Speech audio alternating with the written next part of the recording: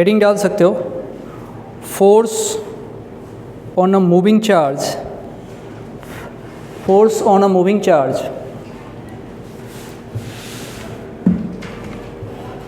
in a uniform magnetic field, in a uniform magnetic field।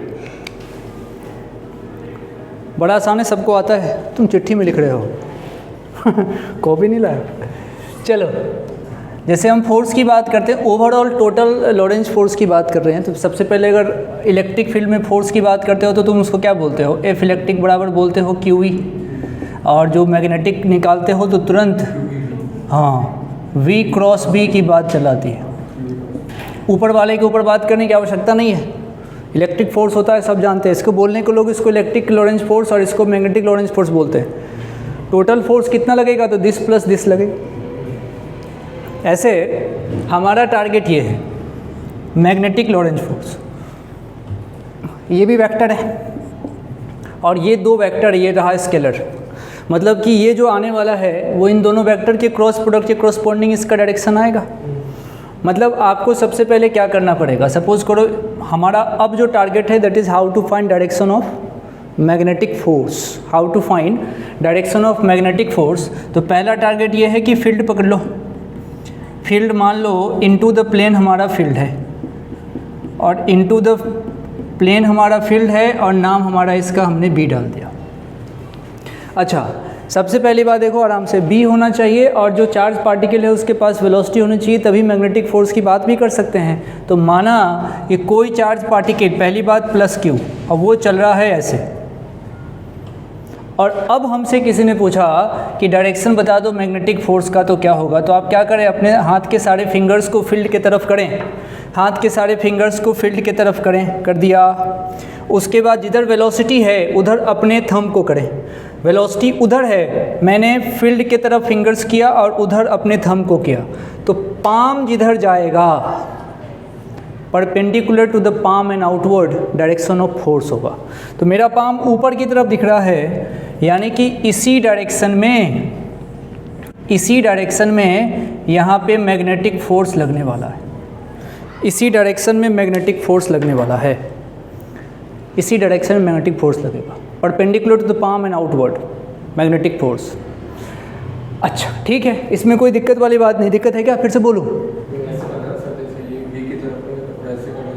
ऐसे पैसे नहीं, आपको अगर वैसे आता है तो दैट इज़ फाइन, लेकिन मैं जो बोल रहा हूँ वो आसान तरीका है। अच्छा सुनो, इसके डायरेक्शन निकालने के पर्सन टू पर्सन तरीके अलग हो सकते हैं।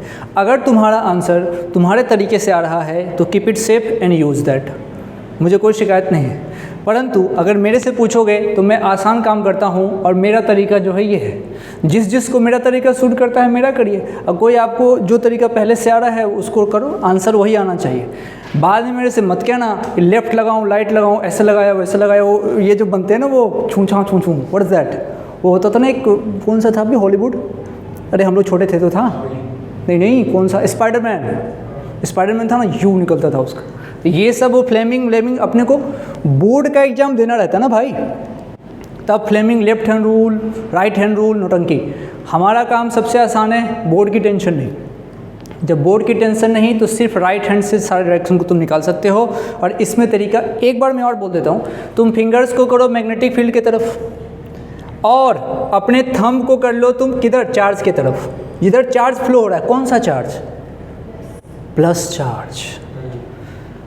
चार्ज। क्या मैं इसको करंट भी बोल सकता हूँ क्या? हाँ भाई, जिधर प्लस चार्ज जाता है उधर ही तो करंट है। करंट मतलब इलेक्ट्रॉन का उल्टा, मतलब थोड़ी देर के बाद जब तुम इसको तुम ऐसा भी कह सकते हो, प्लस चार्ज कह लो या फिर करंट कह लो। बाद में करंट आएगा, जब तुम वायर वगैरह की बात करोगे तो आएगा।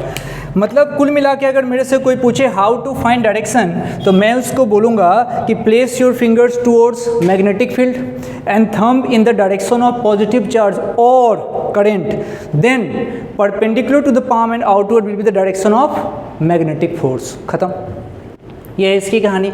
मतलब मैग्नेटिक फोर्स ऊपर लग रहा होगा, ठीक है ना बात? मिटाता हूँ इसको, ये है बात। अच्छा, जब ये बात जब हो ही रही है तो अब हमारा टारगेट थोड़ा सा देखना, जैसे एक दो बात यहाँ से लिख लो, छोटी छोटी बातें हैं, मैं आपको समझाता हूँ। जैसे इसने कहा है हमसे कि अगर, सुनो ध्यान से, हमारे पास फॉर्मूला क्या आया है, एफ वी क्रॉस बी, मतलब F Q V B sine theta, मतलब सारा खेल थीटा का है। थीटा किसके बीच का एंगल है? वी और बी के बीच का एंगल थीटा है ना। अब देखो सवाल, पहला क्वेश्चन लिखो, find the power delivered and work done by magnetic field. Find power delivered and work done by magnetic field in this situation.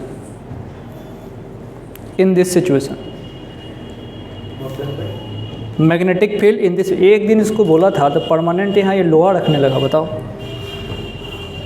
चलो बता सकते हैं? मज़े की बात है इसका आंसर 0 है, दोनों का आंसर 0। सोचो कैसे है ना, क्रॉस प्रोडक्ट है भाई, मतलब V और B, अच्छा V और B और यहाँ पे आया F मैग्नेटिक, समझना ध्यान से।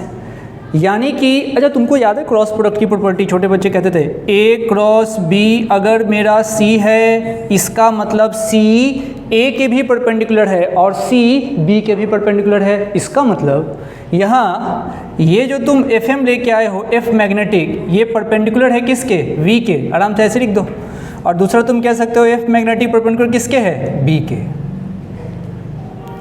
मतलब force is perpendicular to the velocity, or we can say force is also perpendicular to the magnetic field, and when force is perpendicular to the velocity then F dot V will be 0 and hence power is 0।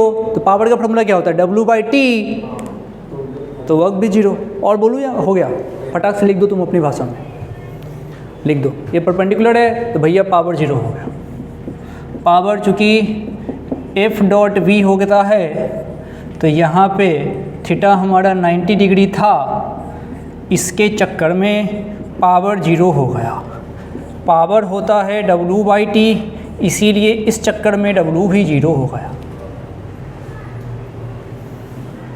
यानी कि work done 0 है। Mechanics में जाना चाहता हूँ, work power energy में, और वहाँ वर्क 0 होता है तो क्या होता है? काइनेटिक एनर्जी में कोई चेंज नहीं होता, क्योंकि वर्क का फॉर्मूला होता है W all equals to delta K. हाँ, यानी कि यहाँ पे जब तुम मैग्नेटिक फील्ड की बात कर रहे होगे, मैग्नेटिक फोर्स होगा, ध्यान रखना यूनिफॉर्म है। तो यहाँ पे काइनेटिक एनर्जी कांस्टेंट है। काइनेटिक एनर्जी के अंदर कौन कौन है? वेलोसिटी की फाइनल वैल्यू, वेलोसिटी की इनिशियल वैल्यू। मतलब यहाँ वेलोसिटी से अच्छा क्या बोले अपन? स्पीड बोलें क्या? यानी कि यहाँ पे स्पीड कांस्टेंट है, मतलब यहाँ एक्सेलरेशन 0 है। इसका मतलब मैग्नेटिक फील्ड चाहे कितना भी स्ट्रॉन्ग हो, अगर वो यूनिफॉर्म है तो वो बेचारा कभी भी स्पीड नहीं बदल पाएगा,